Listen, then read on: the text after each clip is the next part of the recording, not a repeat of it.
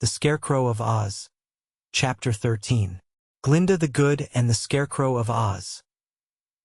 That country south of the Emerald City in the land of Oz is known as the Quadling Country, and in the very southernmost part of it stands a splendid palace in which lives Glinda the Good.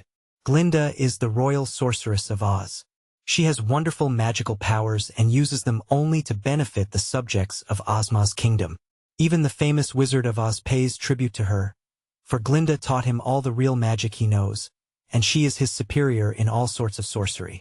Everyone loves Glinda, from the dainty and exquisite ruler, Ozma, down to the humblest inhabitant of Oz, for she is always kindly and helpful and willing to listen to their troubles, however busy she may be. No one knows her age, but all can see how beautiful and stately she is. Her hair is like red gold and finer than the finest silken strands. Her eyes are blue as the sky and always frank and smiling. Her cheeks are the envy of peach blows and her mouth is enticing as a rosebud. Glinda is tall and wears splendid gowns that trail behind her as she walks. She wears no jewels, for her beauty would shame them. For attendants, Glinda has 100 of the loveliest girls in Oz. They are gathered from all over Oz, from among the Winkies, the Munchkins, the Gillikins, and the Quadlings, as well as from Ozma's magnificent Emerald City, and it is considered a great favor to be allowed to serve the royal sorceress.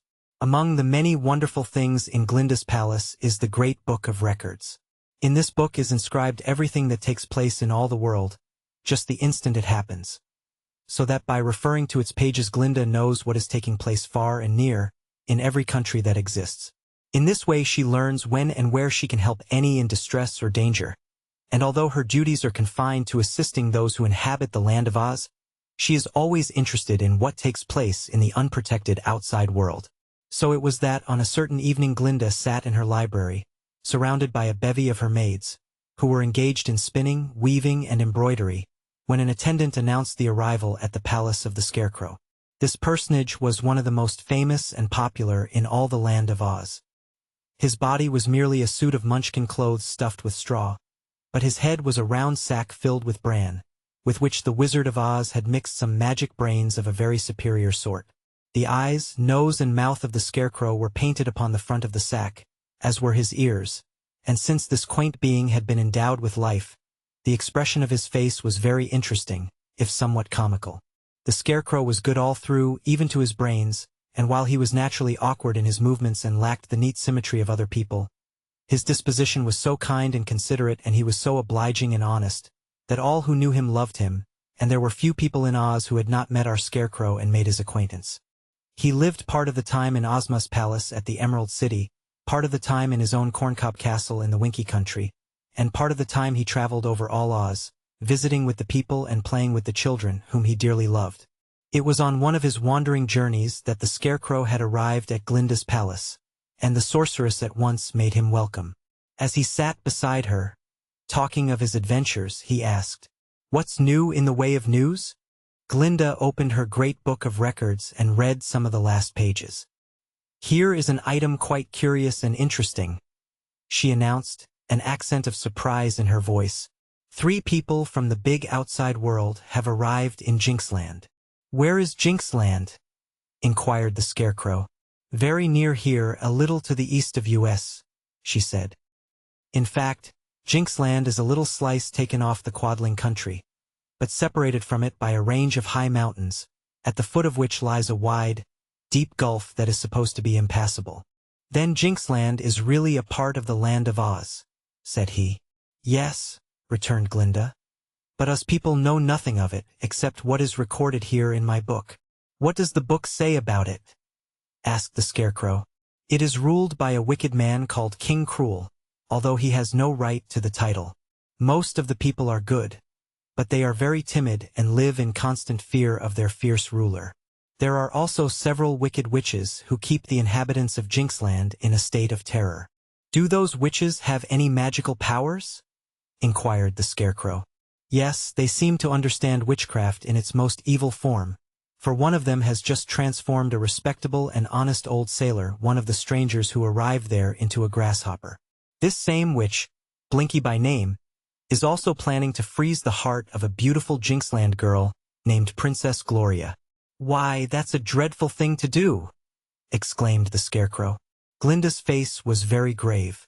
She read in her book how Trot and Button-Bright were turned out of the king's castle, and how they found refuge in the hut of Pon, the gardener's boy.